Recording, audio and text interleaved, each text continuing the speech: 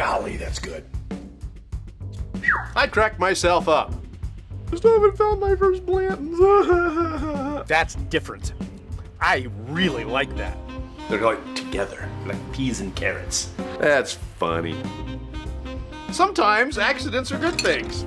Peychauds or Pechauds or Pechaw. This is not what I expected.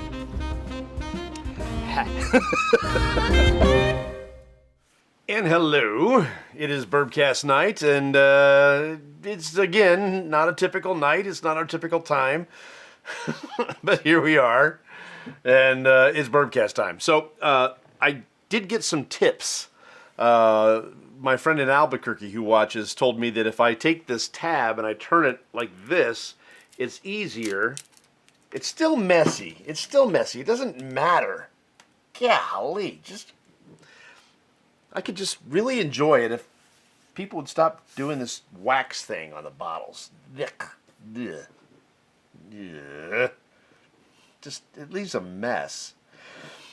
So I want to thank the YouTube audience particularly. I do really love my Facebook audience. It's live and interactive and it's good. And if you want to watch it on Facebook, if you're watching YouTube right now and you want to see it on Facebook, just go to Facebook at Beautiful Bourbon. And then just keep an eye out, and you'll find out when we're going live. We normally go Thursdays. The last couple of weeks has been a little bit different, and we may end up moving it. I don't know. We'll see how things go. But currently, we're doing Thursdays, and you can join in, do it live. So if you're on YouTube, check that out. Okay, so this is the Knob Creek. My head's stuck. This is the cask strength rye. Get that poured and get it started. There was a limited edition that came out in 2009, and it was a 9-year. They didn't have an age statement on it, much like this doesn't have an age statement on it. I think this is a 2019. And between 16 and 19, they didn't do age statements on it. I think this is a 19. It might, yeah, it's a 19 because I picked it up in 2020 during, the going on. And I found it at a discount. They were getting rid of it. They were stopping it. The 2018 was a 10-year. It was a limited release. It's a big deal. This one is a 9-year. It's a 2019 release that I picked up in 2020. There was a couple of these on the shelf. We went crazy. We bought them all because there wasn't a limit on them. And we've had it before, and this is really, really good. This is the only bottle of this that I have. So I'm going to be nice to it. And I'm going to try not to drain this bottle out. All right? Let me tell you just a little bit about it. This comes, of course, from Jim Beam, Beam Suntory company. The proof on this one is 127. It's a warm one, 127. Let's see. So it says no age statement, but it is a 9-year. This, again, is that period where they stopped putting the age statement on the bottle because they couldn't guarantee that it would be 9 years, but it's 9 years. Or darn close to it. Knob Creek Straight Rye Whiskey was launched in the U.S. in 2012. Jim Beam's grandson, Booker No, was the man behind the brand, which is now also aiming the rye whiskey market. This little old review here. Other Jim Beam rye, you might know it. I don't know. You maybe heard me talk about it before. Another Jim Beam rye. It's Old Overholt. Yeah. Me likey. Somebody was texting me the other day. They said they had a 1956 bottle of Old Overholt. And I'm thinking to myself, oh, if I could just be a taste bud on that dude's tongue. Oh, that would be good. I would like that very, very much. Okay, let's see. What else? Mash bill is 55% rye, 35% corn, 10% malt. Final product is a blend of spirits matured in new charred oak barrels for up to 9 years. So the interesting thing about this, too, is we got... Oh, Greg is watching. Hey, Greg. How are you? Glad you're here. The interesting thing that I found out, and this is YouTube comments, and I want to say thank you to that. Somebody who works at Jim Beam Distillery, or the informed me that all of the bourbon products that Jim Beam puts out as Knob Creek have the exact same mash bill. So last week I was speculating that maybe the single barrel reserve that we tasted might have a different mash bill than the small batch. I kind of doubted it. Because the two that I saw were so close. I think one was 75%. I can give it to you actually. 75% corn, 15% rye, 10% malted barley. I saw another one that was 77% corn and blah, blah, blah, blah, blah. That was misprinted. That was wrong. According to the gentleman who was watching from Jim Beam, who saw it and said, no, they're all the same. And by the way, how cool is it that somebody that works at Jim Beam caught the Bourbcast? Seriously. That's cool. Thank you for watching. That was very kind of you to do so and to opine. I do appreciate it. All right, so Greg, Louis watching. Greg says, doing good. Found a bottle of Widow Jane Decadence today, so sipping on that. Ooh, I have not had that one. I have had the Widow Jane, but I've not had the Decadence, so that's on my list.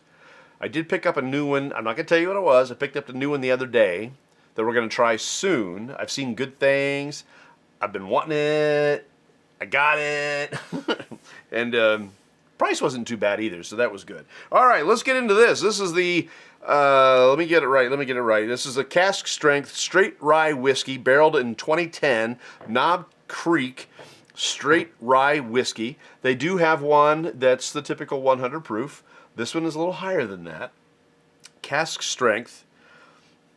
And now next week we're going to do the rye that's the regular one. That's the 100 proof, the 9-year there. And we'll see what the differences are. But today we're going hot and heavy. So, all right. Okay, so once again, the mash bill on this is rumored to be 55% rye. That's a very low rye. So to be legal, rye has to be 51% of the mash bill. This is 55. So when I'm nosing this, I'm not catching a lot of those. Now, if this was a bourbon, 55% would be a ridiculously high rye, right? But goodness gracious, we're talking. It's amazing. I'll DM you. Might still be one available. Hey, Paul, how are you? All right, you DM me. You dim me. I can be talked into that. All right.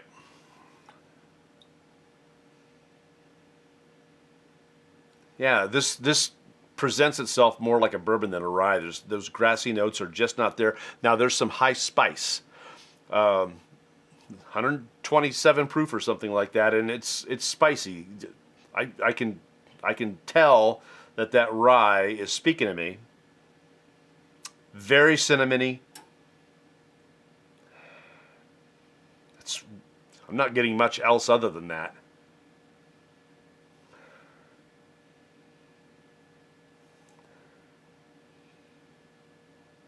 Some of those rye notes, those cereal notes are there. Phew, okay. Whew, stick my nose down in there. Scrape the bottom of the glass, I think.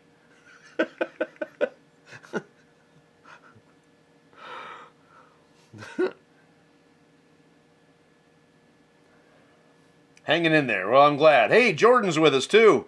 Ahoy. Ahoy there, sir. Jordan is in Florida.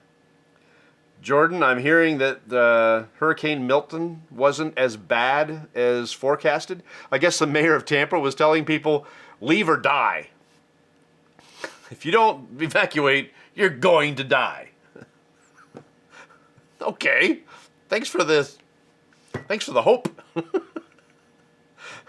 That rhetoric is a little strong. So, Jordan, if I remember right, this is your second hurricane that you've weathered since moving to the Punta Gorda, I think I said that right, area.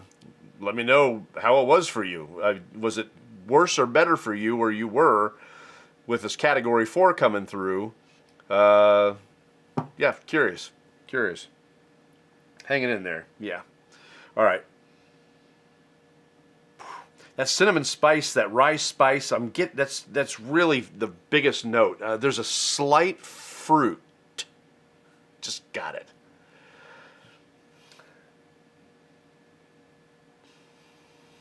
Black cherry, maybe. All right, let's try it.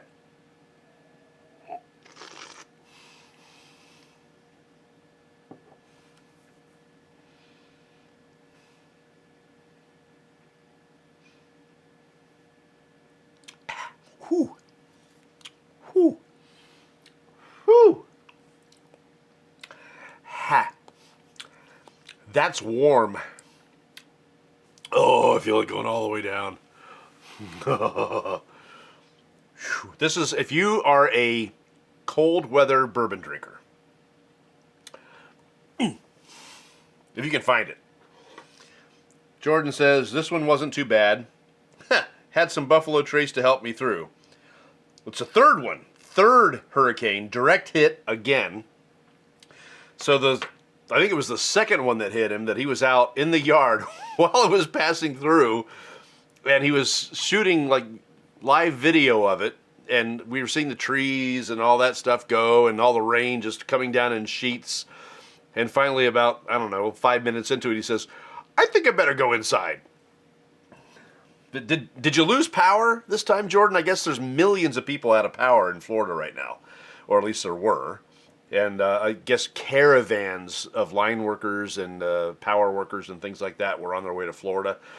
I don't know if they're still working in North Carolina, or how many fleets of workers are going to North Carolina. There's still people there that are out of power. Anyway, I'm curious.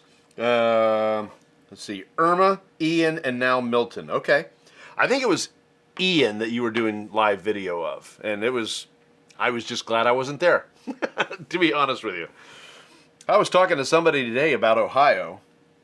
We got power at 3 p.m. yesterday. Okay, well, good. At least you got your power. I was talking to somebody today about why Ohio, for instance, is such a business-friendly state. And one of the reasons is because of weather stability. Our winters aren't horrible. Of course, we occasionally get the polar vortex or something like that, which is probably the whole reason you moved away, Jordan. But we get the occasional tornado, but there's no hurricanes. There's really not a lot of earthquakes, and when we get them, they're not that bad. You sometimes don't even know that they happened. Weather-wise, Ohio is pretty predictable and pretty easy to sell to a business that might want to come here.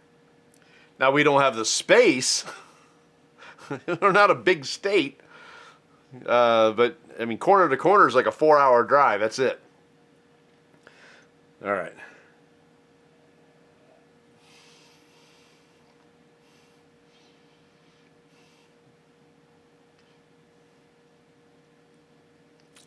That's a warm one. Cool. Clears out your sinuses. Goodness gracious. Woo-hoo-hoo. That's warm. It's a 55% rye, but that rye is definitely coming out. It is spicy. I'm getting some really nice honeys off of it. Cinnamon, definitely. There's a creme brulee side of it. Now, I call it creme brulee. I did catch a review. I don't normally do that, but in this case, I saw that somebody said marshmallow and bubblegum. I can see where they're getting those sweet notes.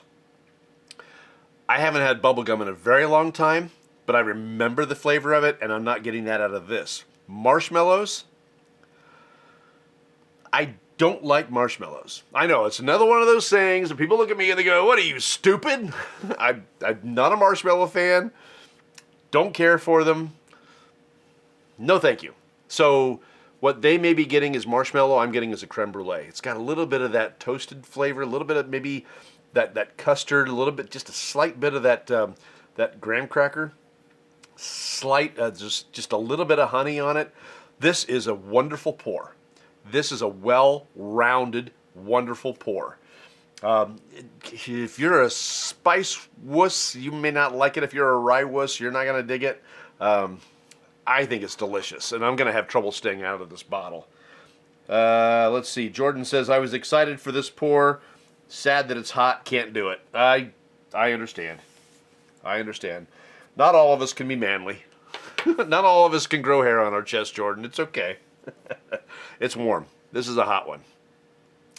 And I'm just picking on you. Hot isn't for everybody. This is of all of them that we've tried this year, this may be the hottest mouthfeel of all the pours this year, just because it's 127 proof and it's a rye, which means you're going to have that spice. It is very good. The finish on it is somewhat long. I'm not going to tell you it's really, really long, but it's kind of long.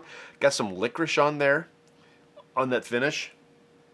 Jordan Signs is laughing at me because of the hair on your chest thing. So Jordan and I go way back. We are fellow archers. We are competitive. He's a darn good archer, by the way. And we have enjoyed messing with each other over the years. We pick on each other relentlessly. Last time I saw him, we didn't pick on each other so much, so I'm just making up. I'm just making up time. Because you got to. Paul says, compared to Stag, is it hotter? Right now, yes. Because the Stag, after sitting for 2.5, almost 3 years, is very smooth and full-bodied, just This, being a fresh crack, I think the Stag was still hotter. Maybe only a little, but the Stag was hotter when I first opened it. The spice on that was formidable. And the proof on it, I don't remember what it was. I want to say it might have even been higher. Boy, it's been a while since I've opened this one up.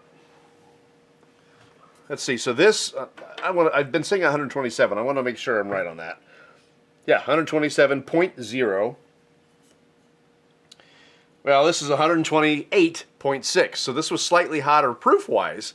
And I do remember it being a little bit more formidable as far as the way it felt in my mouth. It was hot. This is right up there.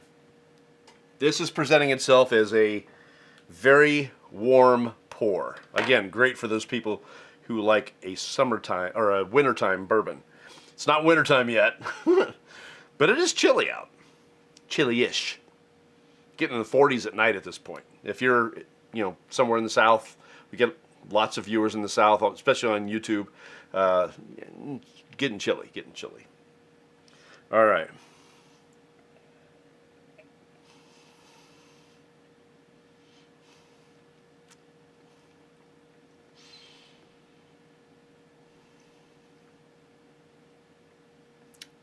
Yeah.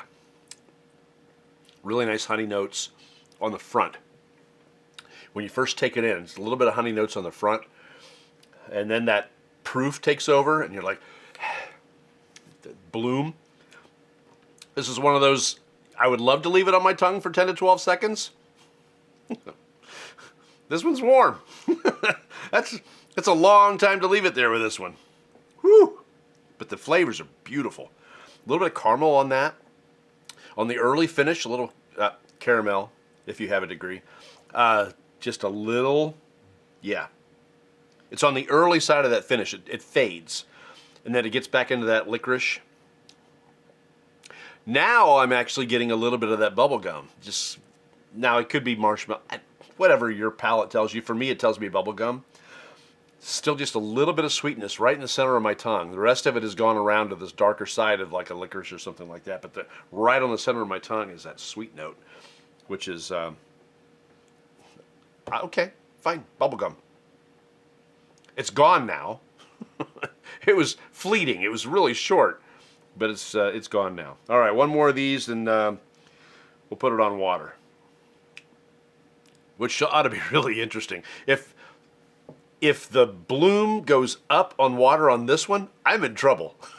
Just going to say that right now.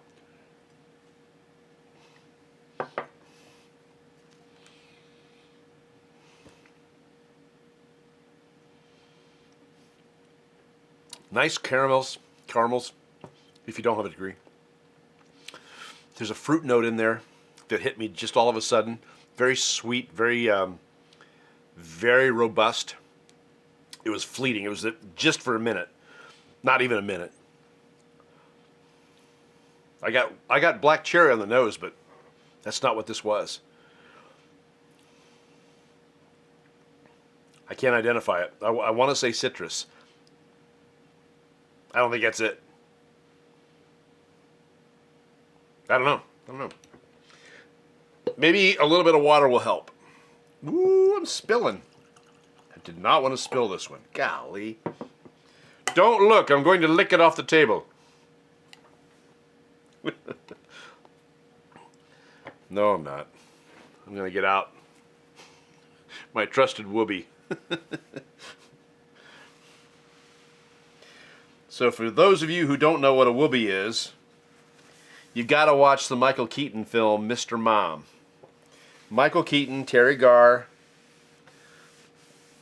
where Terry Garr's character goes off to have a career, and Michael Keaton stays at home and battles chores and housework and children and the dreaded sweeper from hell.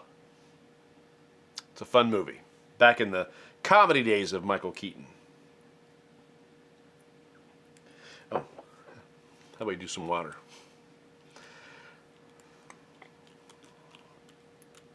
How about we do it? That one was about a half a milliliter. I added a little bit more to this one because I wanted to proof it down just a little bit. This sucker's warm. All right, let's give it a little twist.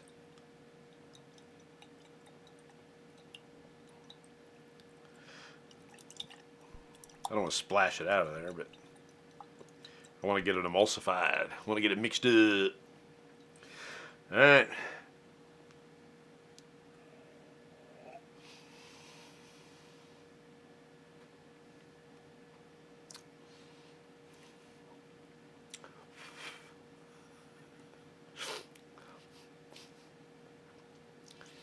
That's still very warm. It didn't go up. I'm not getting a bigger bloom than I got before, but I'm not really getting that much. It's still all the way down. Oh. This is a warm pour. And the way that I drink my whiskey, I tend to gulp it. This is one of those I could probably be better served being a better sipper than a gulper. Let's try it. Sipping. Pinky up.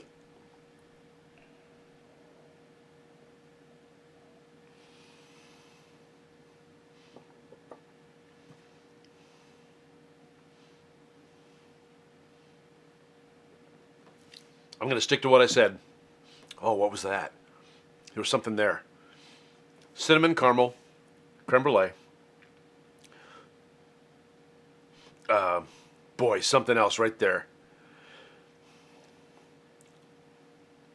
I don't know what that was. It came together a little bit. There's something there that it's quite wonderful. And I can't identify it.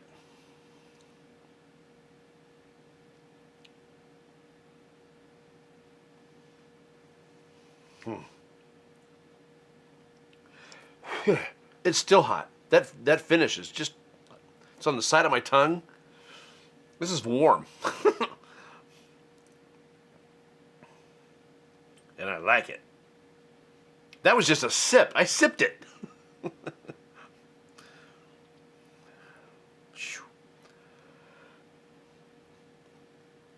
I've had, I think, one other bottle of this, and I do not remember it being this hot.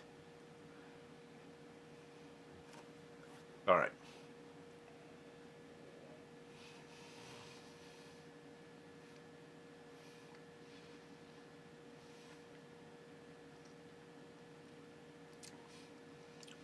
There's a fruit note. I can't identify it. It's not a lot, but it's there. And I'm going to stick with what I said. The notes are pretty pronounced. Warm. Warm all the way down. Whew. My tongue is burning at this point. It's saying, can you just stop? Can you just wait a minute? Can you have some, do you have any water? Maybe an ice cube? Do you have any ice cream? I put my tongue in thing right now. and down in here,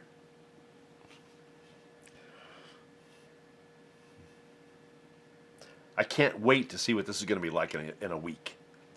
I don't want to open this again for a while because this is the only one I have. And they may not make it anymore. I don't know. Maybe they do because the 2009, as I said, was a limited edition. This is a 2010. All right.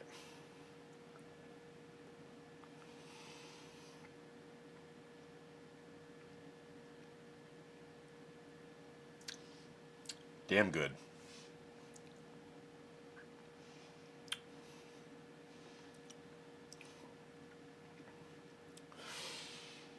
If you're a rye fan and you like that 95.5 or that 100% rye, I don't know if you'd like this one. I'm not a fan of the 95.5s or the 100s. I like a lower mixture. I like rye, don't get me wrong, but if it tends to be more cereal-like or grain-like, I like that Lawrenceburg rye, that spicy rye. This is up there. This has got that great spiciness that I like. I want to say there's a different, I've said this before, I think there's a different hybrid that goes into different climates of the country, like Washington State and Maryland, and then changes again as you get up into Alberta. This is that temperate Kentucky, Lawrenceburg, Indiana rye. I like the flavor of that, and I like the spice of it. This one, yeah. All right, just one more pour. Then I'm going to set this one on the shelf and leave it alone. Oh, this is in the wrong glass. Duh. Pulled out a pretty glass for this one.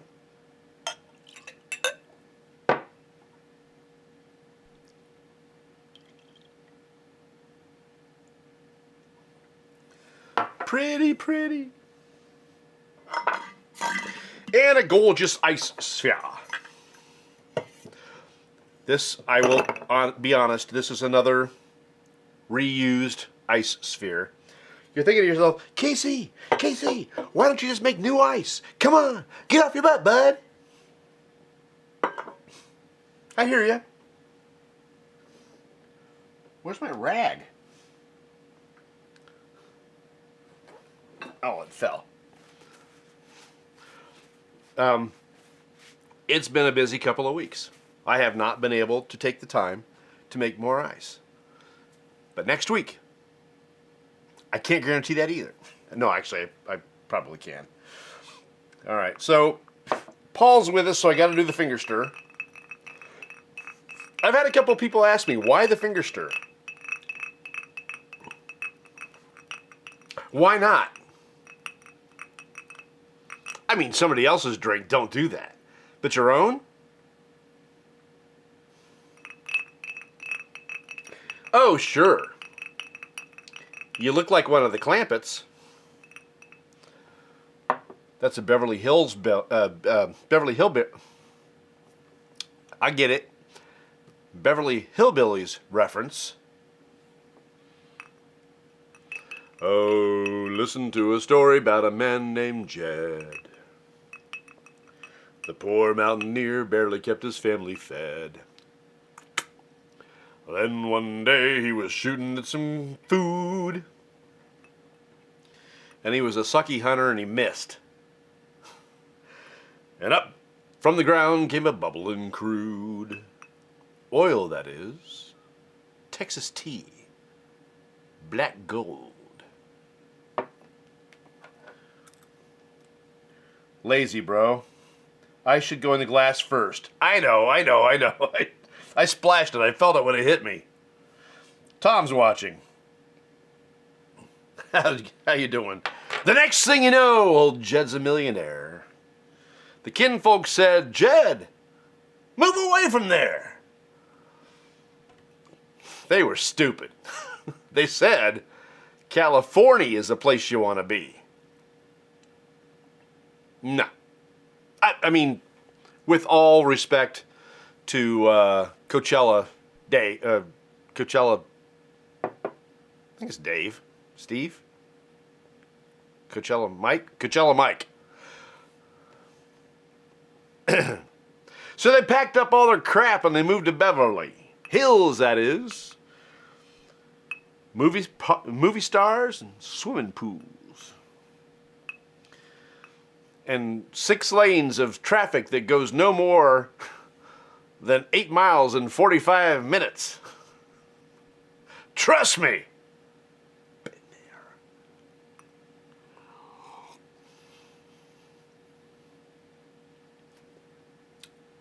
there. Still got some heat on it, even with ice. Not a lot. Not as much. It's drinkable. But if you ever wanted to find a rye that you could mix into a cocktail and not lose it, even on ice, it's still got some bite.